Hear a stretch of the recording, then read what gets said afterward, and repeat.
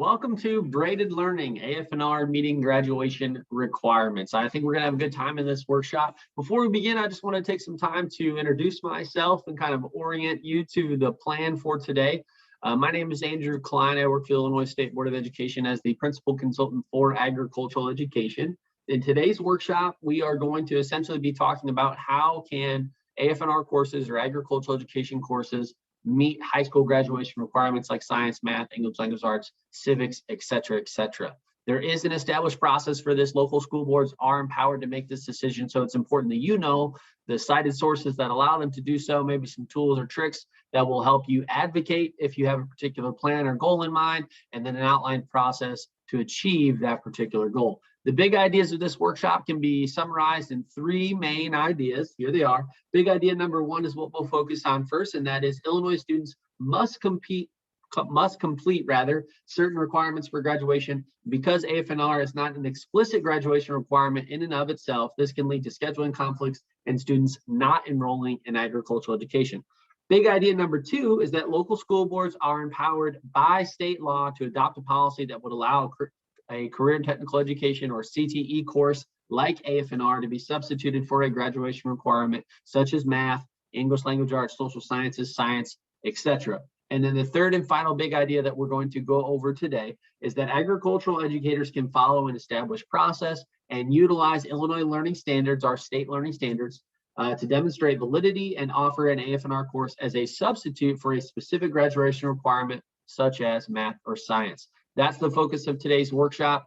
Jumping right in, module one, I'm going to ask that you first listen to this video that we're going over right now, then review some cited sources for high school graduation requirements. Once you do that, then you'll be able to search and find your local school board policy manual online. Every school board is required to adopt and maintain a policy manual, and in that policy manual, it specifically outlines the local graduation requirements that are derived from state law.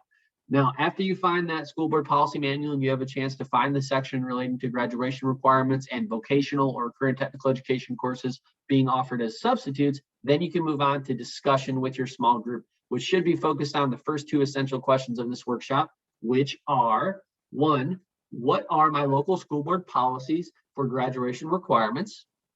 And I think just seeing you're going to maybe see some differences from school board to school board and even in your small group, which is helpful. And then the essential question number two, when will it be helpful to reference specific Illinois law in advocating for AF&R courses to meet graduation requirements? How can you use the provided resources or references? So those being right here. So here it is, cited sources for high school graduation requirements. This is a document you're going to have access to in this module. The first cited source or first text of law I wanted to bring your attention to is Illinois School Code 5, sections 27 through 22, or section 27-22. Here's the direct link to the Illinois School Code if you want to check that out. But I've pasted the excerpt that we're going to focus on here. And after the excerpt, I provided a short summary. And here's the summary. A math course with a geometry content can be offered as an integrated, applied, interdisciplinary, or career and technical education course.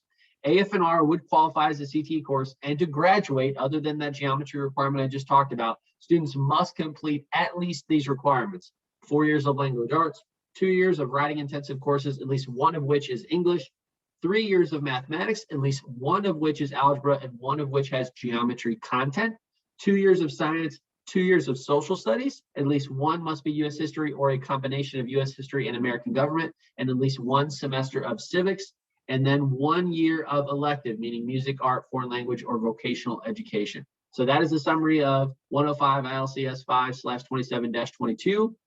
And the second cited source I want to bring your attention to is the provision that allows for a vocational course to be substituted for any of these graduation requirements. And that is 105 Illinois State Code 5/27-22.05. The direct link, once again, is right here. Feel free to search and find that on that linked page. Here's the text that we're referencing, and then here's the summary. So summary is, local school boards are authorized to adopt a policy that would allow students to fulfill any of the aforementioned graduation requirements. So the graduation requirements that we just talked about. By completing a related apprenticeship or a related vocational education course. AF&R would qualify as a vocational course A vocational course only qualifies as a substitute for graduation requirements if the following two conditions are met. One, the vocational course must contain at least 50% of the content of the required course or graduation requirement for which it is being substituted. This is determined using the relevant academic standards adopted by the State Board of Education. In this particular case, the Illinois Learning Standards relevant to that specific course.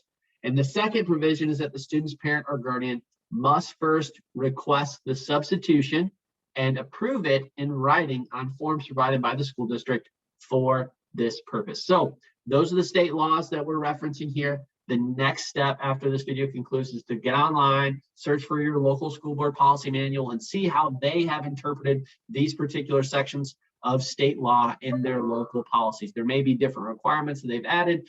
They may already have established substitutes for vocational courses as graduation requirements. So it's important to understand what your local school board has set out, and that should be explained in your school board policy manual. Once you find that, don't forget to go back and discuss essential questions 1 and 2 with your small group, and that will be the conclusion of module 1. Thank you so much, and we'll see you in the next module.